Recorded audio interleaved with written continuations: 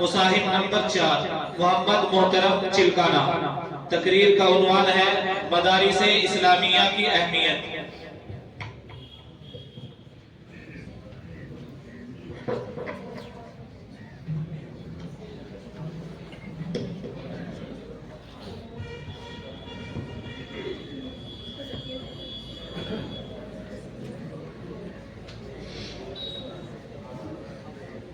بسم الله الرحمن الرحيم الحمد لله وكفى وسلام على عباده الذين اصطفى أما بعد قال الله تعالى وذكر فإن الذكرى تنفع المؤمنين۔ احساس عنایت کر آثار محبت کا، احساس عنایت کر آثار مصیبت کا امروز کی شورش میں اندیشہ فردا دے۔ بے لوث محبت ہو، بے باک صداقت ہو، بے لوث محبت ہو، بے باک صداقت ہو، سینوں میں اجالا کر دل صورت میں نہ دے۔ جناب صدر، سامعین کرام، حاضرین جلسہ، آج کے اس مسابقہ خطابت میں مدارس اسلامیہ کی اہمیت و افادیت پر روشنی ڈالنا چاہتا ہوں۔ یہ مدارس جو اس وقت آپ کے سامنے ہیں، بہت سے جھوپڑیوں چھپروں کی شکل میں، کوئی قلعے کی شکل میں، کوئی بہترین شاندار عمارتوں کی شکل میں، دراصل یہ سب اسلام کے مضبوط قلعے ہیں، دین کے آئینی حصار ہیں، ان سے ملت کا تشخص قائم ہے۔ یہ امت اسلامیہ کے دھڑکتے دل ہیں، یہ اسلامی کلچر و ثقافت کے آئینہ دار ہیں، یہ اخلاق و ایمان، اخلاص و روحانیت کے سچ چشمے ہیں۔ یہاں مردہ دلوں کو زندگی ملتی ہے، یہاں پیاسوں کو سیرابی ملتی ہے، یہاں طلباء کے قلوب میں اخوت و ہمدردی، مساوات اور رواداری کی تخم ریزی کی جاتی ہے۔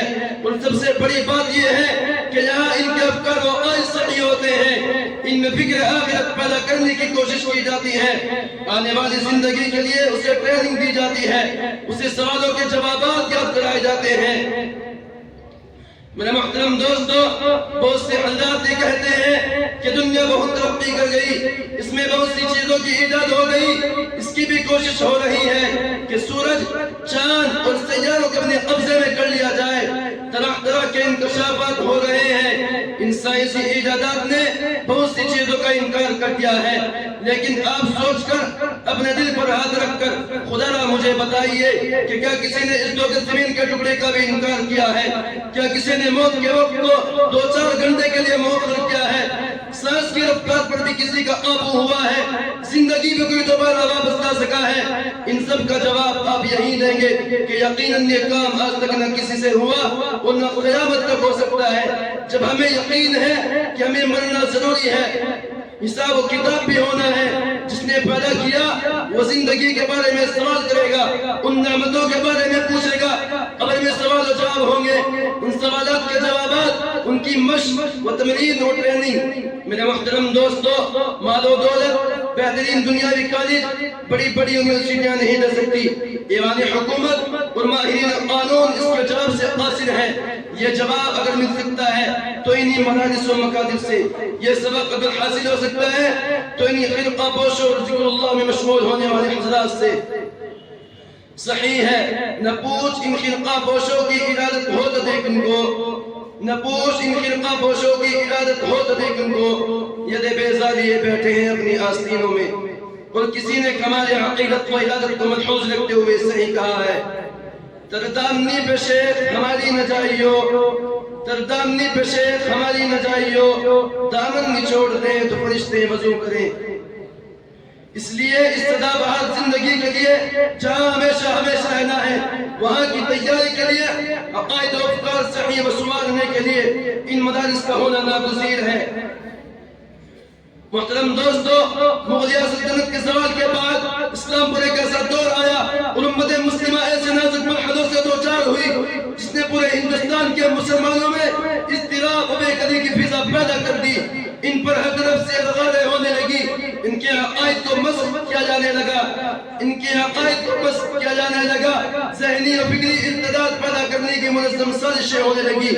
ان کی اقتصادی معاشرتی زندگی کو مفلوج کر دیا گیا، انہیں ہر طرح سے بے دستور کر دیا گیا۔ ٹھیک ان نازک حالات میں علماء مفکرین، ملت کا درد رکھنے والے حضرات نے مدارس کا جال بچھایا، چپے چپے پر مکاتب قائم کیے، امت کے نونہالوں، ملت کے جیالوں کو ذہنی اور فکری قتل سے بچانے کے لیے دوربین نگاہ رکھنے والے غمگسار علماء مسیحی مشینریوں سے نبرد آزما ہونے کے لیے میدان میں کود پڑے۔ اگر بروقت علماء کھڑے نہ ہوتے تو ان مدارس کا جال نہ بچھاتے تو آج ہر گھر میں انجیل پڑھائی جاتی۔ ان کے عقائد و افکار میں وثنیت و بت پرستی کا رچاؤ ہوتا، قرآن اور افکار اسلامی سے لوگ کوسوں دور ہوتے، انہیں اپنے آقا سرور عالم صلی اللہ علیہ وسلم کی حیات طیبہ سے واقفیت نہ ہوتی، اپنی تاریخ اور اپنے کارناموں کی نہاد تک نہ لگتی۔ وآخر دعوانا الحمد للہ رب العالمین۔